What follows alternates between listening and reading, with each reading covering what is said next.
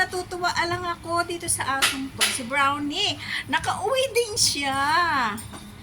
Pumunta ako doon kay Lovers na grocery.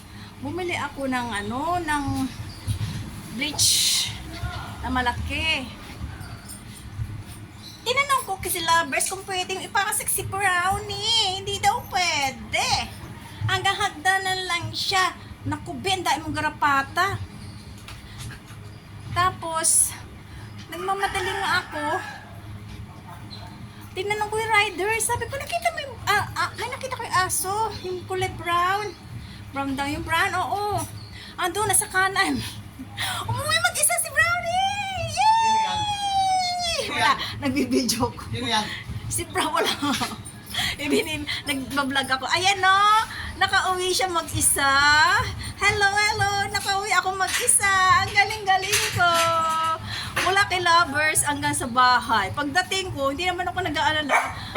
Panatag rin ang loob ko noon habang naglalakad. Alam ko, makakauwi ito mag-isa. Ayan. Ay. Diba? Matalino.